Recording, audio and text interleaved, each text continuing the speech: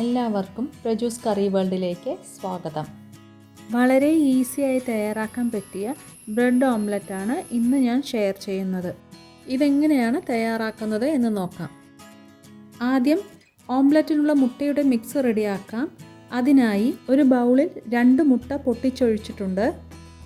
ഇതിലേക്ക് 1/4 കപ്പ് സവാള അല്ലെങ്കിൽ ചെറിയുള്ളി ചോപ്പ് ചെയ്തത്, 2 ടേബിൾ സ്പൂൺ ക്യാപ്സിക്കം ചോപ്പ് ചെയ്തത്, തക്കാളി ചോപ്പ് ചെയ്തത് 1 ടേബിൾ സ്പൂൺ, മല്ലിയില ചോപ്പ് ചെയ്തത് 1 ടേബിൾ സ്പൂൺ, ഒരു പച്ചമുളക് ചെറുതായി ചോപ്പ് ചെയ്തത്, 1/4 ടീസ്പൂൺ കുരുമുളക് പൊടി, 1/4 ടീസ്പൂൺ മുളക് പൊടി, 2 നുള്ളു ഉപ്പും 1 ടീസ്പൂൺ വെള്ളവും ചേർക്കുക. ഓംലെറ്റ് സോഫ്റ്റായി കിട്ടുവാൻ വേണ്ടിയാണ് വെള്ളം ചേർക്കുന്നത്. ഇനി ഇതൊരു ഫോർക്ക് ഉപയോഗിച്ച് നല്ലതുപോലെ ബീറ്റ് ചെയ്ത് എടുക്കുക. ഇപ്പോഴിത് ബീറ്റ് ചെയ്തെടുത്തിട്ടുണ്ട്. ഇനി ഇതുപയോഗിച്ച് എങ്ങനെയാണ് ബ്രെഡ് ഓംലെറ്റ് തയ്യാറാക്കുന്നത് എന്ന് നോക്കാം. അതിനായി ഒരു പാൻ ചൂടാക്കിയ ശേഷം അതിലേക്ക് അല്പം ബട്ടർ ചേർത്ത് സ്പ്രെഡ് ചെയ്ത് കൊടുക്കുക.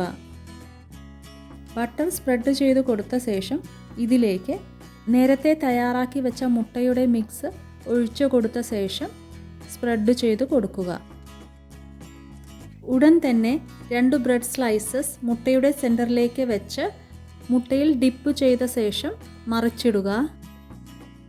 ഇനി ലോ ടു മീഡിയം ഫ്ലെയിമിൽ 1 മിനിറ്റ് വരെ വേവിക്കുക. 1 മിനിറ്റ് ആവുമ്പോൾ ഇത് മറിച്ചിട്ട് കൊടുത്ത ശേഷം വീണ്ടും 1/2 മിനിറ്റ് വരെ വേവിക്കുക.